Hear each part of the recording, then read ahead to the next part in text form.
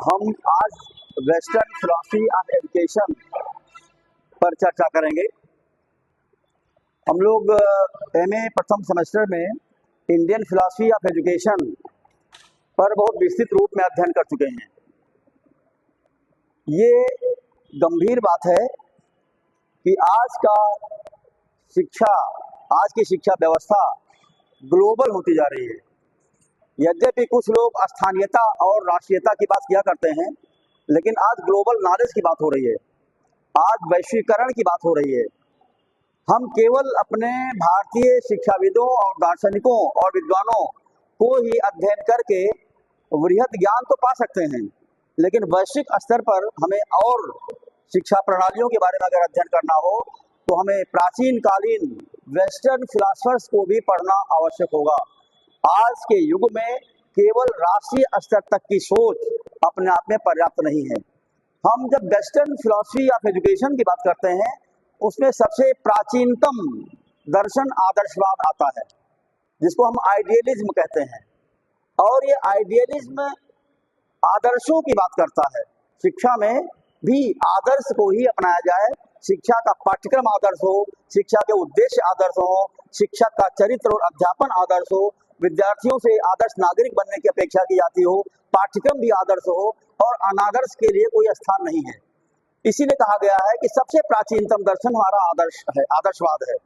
आदर्शवाद का प्रारंभ तो सुकरात ने किया था, और हम मानते हैं इस चीज को, ये सबको विदित है कि सुकरात ही प्लेटो का गुरु था, सुकरात का शिष्य प्लेटो था।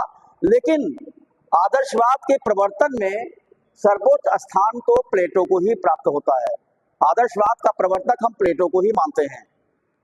अब आदर्शवाद है क्या भाई? आदर्शवाद दो शब्दों से मिलकर बना है। हम वेस्टर्न फिलॉसफी में पहला दर्शन आदर्शवाद है, जबकि अन्य तमाम दर्शन के शाखाएं और भी दर्शन की शाखाएं हैं। अब आदर्शवाद दो शब्दों से मिलकर बना है, आदर्श प्लस वाद, जिसको हम कहते हैं आइडियलिज्म। और आइडियलिज्म भी दो शब्द से मिलकर बना है, आइडियल प्लस इज्म। इज्म माने होता है पक्ष लेना, पक्षधरता। एक तो आजकल के बोलचाल की भाषा में बदनाम हो गया है इज्म, जहाँ पर जातिवाद, धर्मवाद, सांप्रदायिकता की बात की जाती है। यहाँ पर वाद बहुत अच्छा नहीं है। लेकिन जब हम आदर्शों का पक्ष लेते हैं, वहां पर ये आदर्श की पक्षधरता, ये पॉजिटिव अर्थ में लिया जाता है, सकारात्मक अर्थ में लिया जाता है। इसलिए आदर्शवाद दर्शन सबसे प्राचीनतम है। और आज हमारे प्राचीन मूल्यों, मान्यताओं, शिक्षा प्रणालियों से प्राचीन कालीन ज्ञान की परंपराओं की बात आज भी रेस्टोर करने की बात की जा रही है।